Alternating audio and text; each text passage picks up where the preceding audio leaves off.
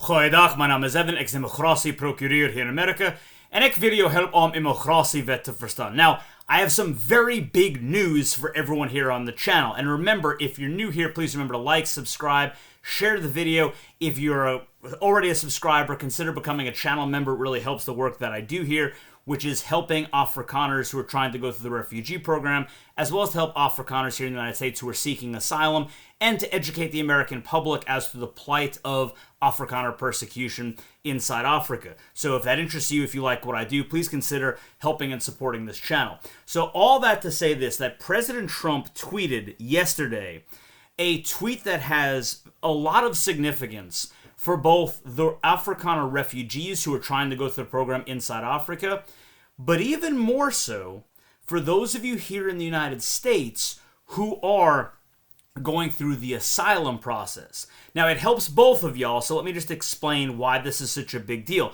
I know Colonel Wyatt made a video about this already, but I want to give you kind of, now remember, this is not legal advice, this is for educational purposes only, but a little bit of a legal analysis spin on why President Trump's tweet is so important. So let's look at the tweet. The tweet said, "It is a total disgrace that G20 will be held in South Africa. Afrikaners, people who are descendant from Dutch settlers and also French and German immigrants, are being killed and slaughtered, and their land and farms being illegally confiscated. No U.S. government official will attend as long as these human rights abuses continue. I look forward to hosting the 2026 G20 in Miami, Florida." So this is huge for a number of reasons, not just because the president came out and said that Afrikaners are being killed and slaughtered.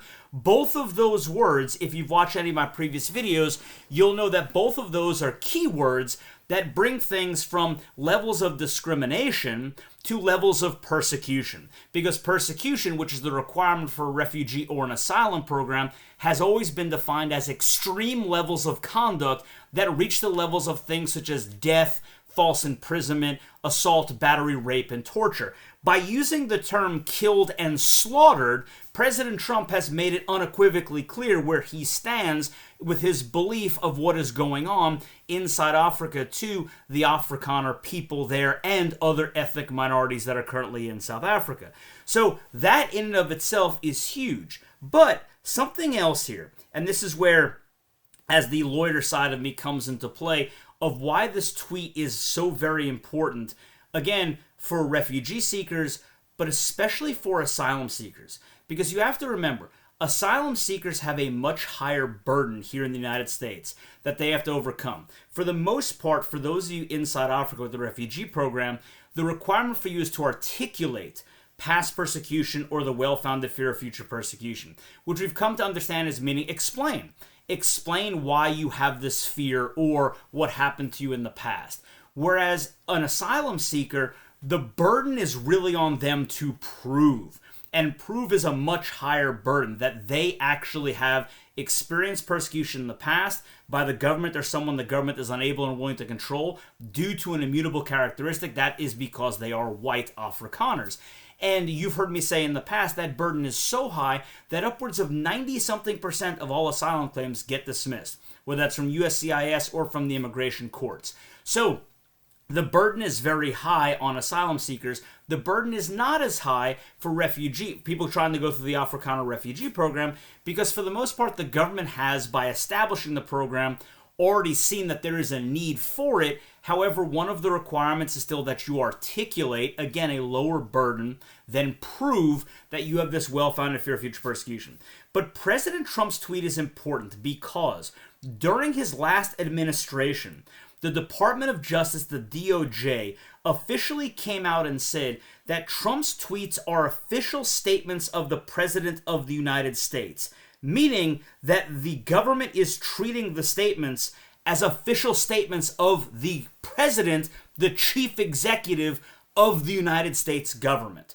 So when President Trump tweets something, even though it is his private Twitter or Truth, whatever it is now, X, or I believe this is from Truth Social, but it doesn't matter. The government in Trump's previous administration has already argued that his statements, while it is from his personal account, is official government policy and should be taken as such. So here, what you have is the chief executive of the United States coming out and saying that there are Afrikaners being killed and slaughtered inside Africa, and that is to be taken at face value as a statement from the United States government. So, for those of you going through the refugee program, I would, of course, now again, you never walk in, slam something down on the desk and say, here it is, grant me refugee status. No, of course not.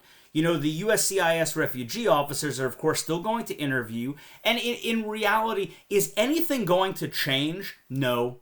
No, it's not. Right? It's not, even though I've had many emails of people who did a lot of litigious research here saying that, you know, this changes the whole burden, everything should change. Let's be realistic, it's not. You're still going to have to articulate, if you're trying to be a refugee, that past persecution or future persecution.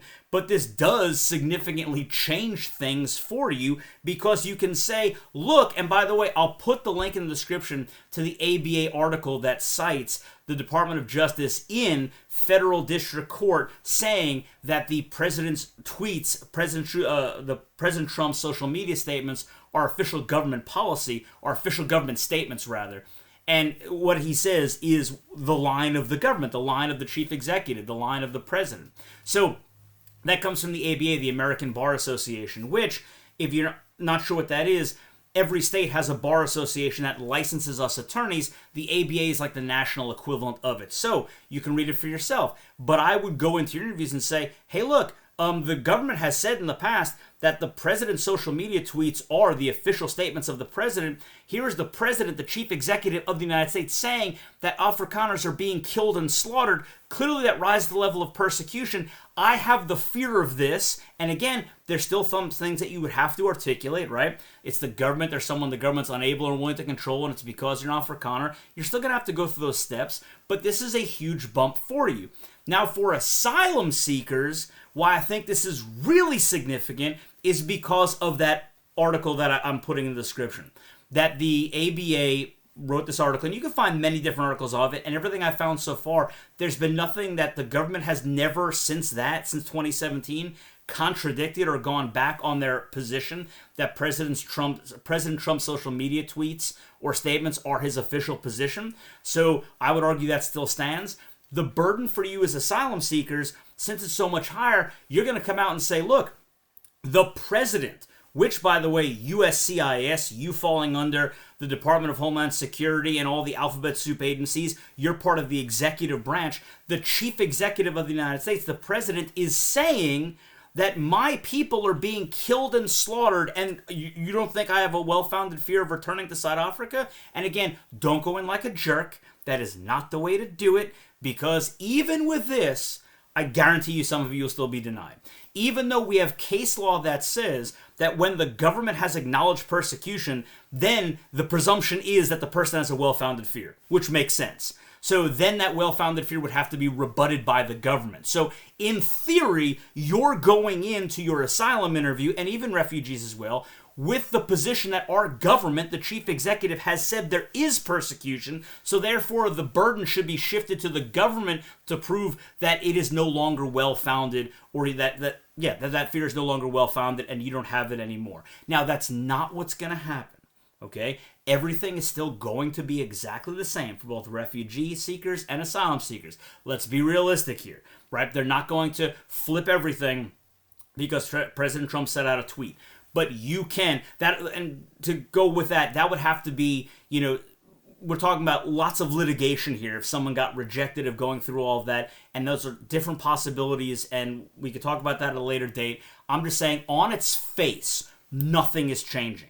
But also on its face, you now have a really heavy weapon to use in your argument, especially asylum seekers, for why you shouldn't be returned to South Africa and why you should be granted asylum. Because our president has said that your people, Afrikaners, an immutable characteristic race, are being killed and slaughtered, right? That is, without question, especially the word slaughtered, persecution. I don't even care about the land part. I don't. right? I care that he used terms killed and slaughtered, right? The only element that you would have left to make an argument for in front of an asylum officer, or in your case of refugees, a refugee officer, is who's doing it. The government, or is it someone the government's unable and unwilling to control? And I think you can make arguments for both, whether that's, Malema and his cronies, his socialist, communist, racist cronies, the ANC, or even if you show, and again, you can use documented country condition reports to show that South Africa is a failed state, crime is out of control, and some of that crime is racially directed, killing and slaughtering Afrikaners. So that's really the only element you have left to prove. So again, I don't think this is going to change the process at all, like some people have said, but there is precedent, there is case law that says if our government acknowledges persecution, then that stands, right? It then shifts the burden to the government. I don't think they're going to play with that.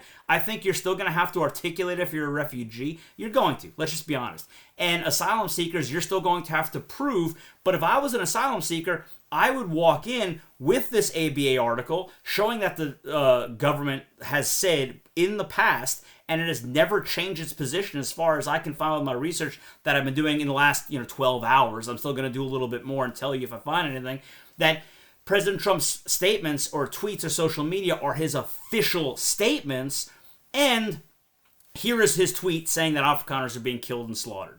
So while, again, people are looking at this tweet, and are saying this is going to help you out a lot, I think it's going to help you out a lot, because my legal analysis of it, for educational purposes only, YouTube, is that because the government has said that the president's social media statements are his official statements, then it is clear the chief executive of the United States is acknowledging that Afrikaners are being killed and slaughtered because they are Afrikaners, which meets two of the three elements. The only element to prove for refugee or asylum status is that it's the government or someone the government is unable and willing to control, which I think is easy to prove.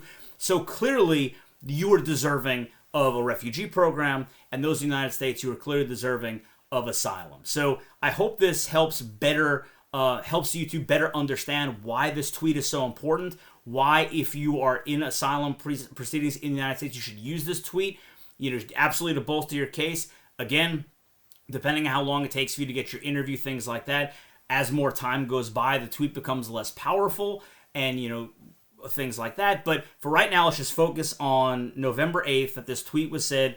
It is the president's official position when he tweets things, as our government has acknowledged in the past, and last time in 2017, and this is huge for all of you, both in the refugee program and the asylum program. So until next time.